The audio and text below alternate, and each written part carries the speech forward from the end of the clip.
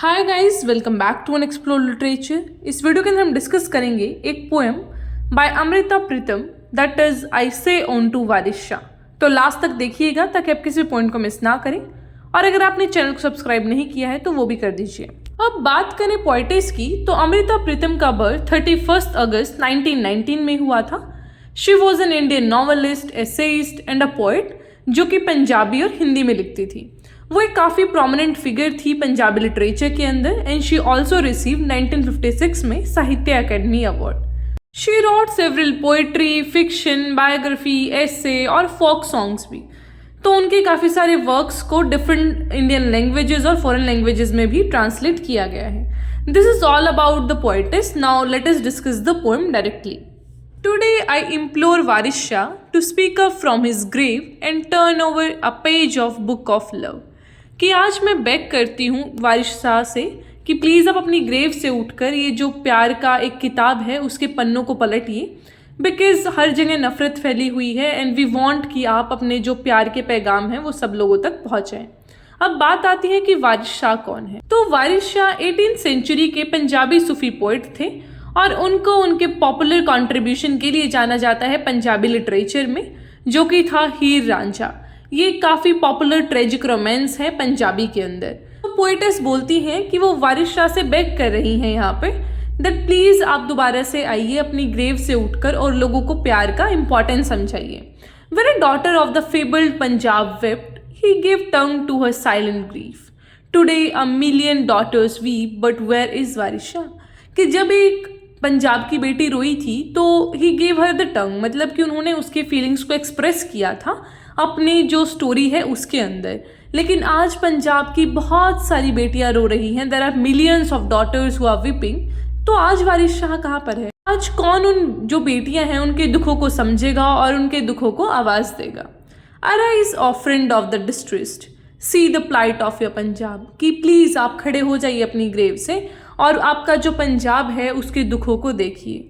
Corpses ही strewn in the pastures and Chenab has turned crimson.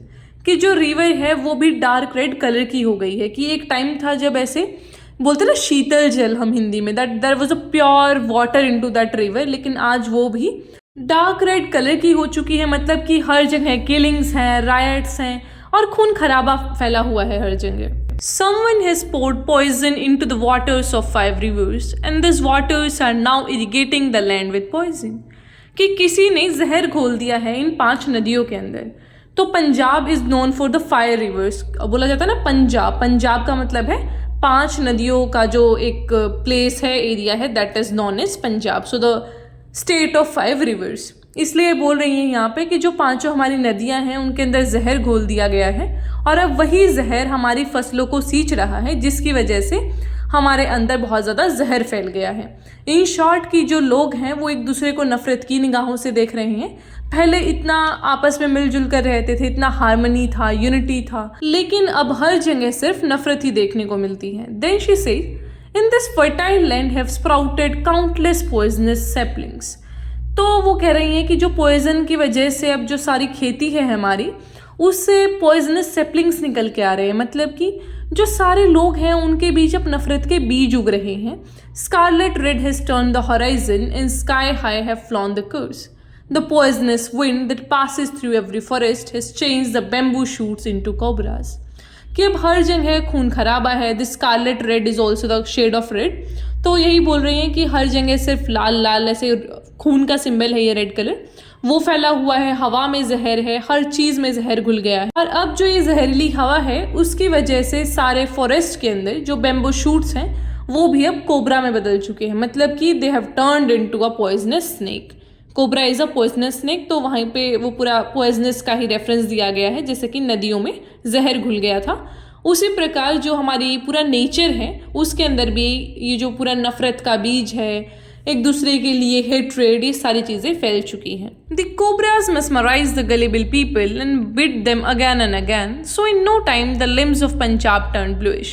कि ये जो कोबराज है ना, ये जो इंसान है जो अपने फ़ायदे के लिए सबको काट रहे हैं और सबको बांट रहे हैं वो सारी चीज़ें, तो इन नो टाइम जो पंजाब के लिम्स हैं, मतलब जो इंसान हैं सारे, वो ब्लूइश पड़ गए हैं, मतलब कि हर एक इंसान के अंदर नफरत फैल गया है। तो जब हम बात करते हैं पॉइजन की, कि जब भी किसी इंसान को सांप काट लेता है तो उसका पूरा शरीर नीला पड़ जाता है, उसी तरीके से वो ये सिंबल यूज़ करती हैं कि जो ये कोबराज हैं ये भोले भाले लोगों को ऐसा अपने टारगेट में फंसा रहे हैं, and they are just destroying them and their culture. The song vanish from the streets, कि जो पंजाब जो अपने फोक म्यूजिक के लिए जाना जाता था, अपने फोकलोर के लिए जाना जाता था, उनकी गलियों से गाने ही वेनिश हो चुके हैं। जो थ्रेड्स हैं स्पाइनिंग व्हील के वो भी स्नैप्ड हो चुके हैं, मतलब जो पूरा कल्चर है उस पर ये वार किया गया है। The girls fled the trinjan screaming. जो त्रिंजन है ये होता है एक पंजाबी ट्रेडिशन जहाँ पे औरतें इकट्ठी होती हैं और चरखे चलाती हैं, गाने गाती हैं। And the resounding wear of spinning wheel stop, कि ना कोई गाना बचा है गलियों में, ना औरतें इकट्ठी होकर अब चरखा चला रही हैं। let go the boats along with the wedding beds. The swing have snapped along with the strong branches of the tree. तो वो ये कहते हैं कि जो सारी चीज़ें हैं, ना कोई झूले झूल रहा है, ना ही स्ट्रॉन्ग ब्रांचेस बची हैं ट्रीज़ की, तो सारे सिंबल से फिर वो यही बताना चाहती हैं कि जो पूरा कल्चर था पंजाब का वो चेंज हो चुका है because of some poisonous people, और we can say the cobras जिनका सिंबल उन्होंने यूज़ किया है।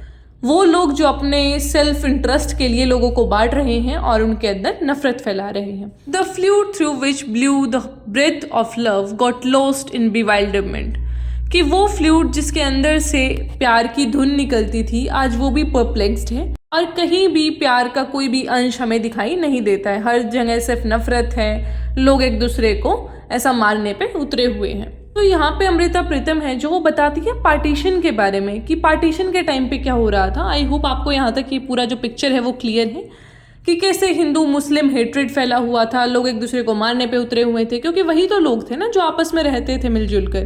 पहले हिंदू मुस्लिम साथ साथ रहते थे बिल्कुल क्लोज नेबरहुड्स में, तो ऐसा एकदम क्या हुआ कि people started hating each other, एक दूसरे के रिलीजन के लिए इतने इंटॉलरेंट हो गए। वो सारी यूनिटी, फेथ और टॉलरेंस कहाँ चला गया इन लोगों के बीच, तो उसी को टारगेट करते हुए वो ये पोएम लिखती हैं।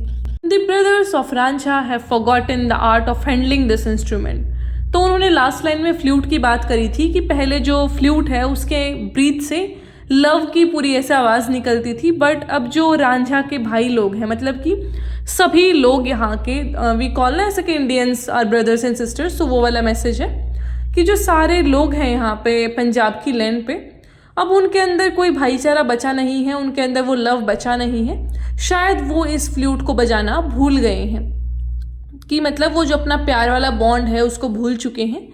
Blood rained on the earth it सीप थ्रू द ग्रेव्स, कि हर जगह सिर्फ खून है, आसमान से खून टपक रहा है, धरती पर खून है और ग्रेव्स पर तो खून है ही। The princess of the valley called love now weep in graveyards, कि वो जगह है जहाँ पे लव की कहानियाँ सुनाई जाती थी, मैसेजेस दिए जाते थे, आज वहाँ पे कब्रें खुदी हुई हैं, हर जगह सिर्फ मौत ही मौत है।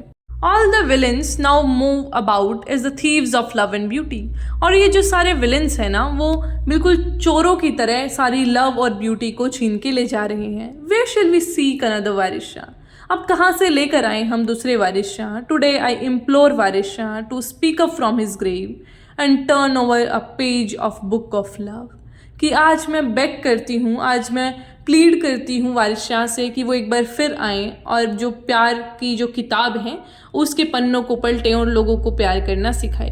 यही हमारी पोएम कंप्लीट होती है। आई डोंट नो कि मैं कितना जस्टिफाई कर पाई इस इतनी प्यारी पोएम को, और अगर आप इसको पंजाबी में पढ़ेंगे तो आपको और ज़्यादा अच्छी लगेगी। ट्रांसलेशन में थोड़ा सा एसेंस हट जाता है, but still it is the most beautiful piece of work जो मैंने इस मंथ पढ़ा, and I request you all कि आप भी इस पोएम को पढ़िएगा line by line. This is amazing.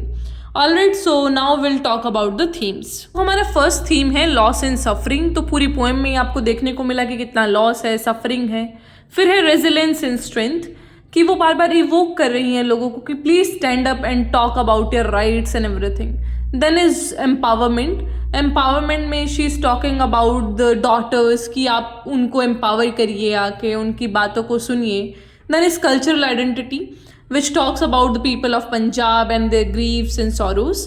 फिर आता है call for justice and healing, जो वो लास्ट में बोलती हैं कि please Waris Shah you come back and we want justice out of it. जो भी हो रहा है that is not done and that is not justified at all.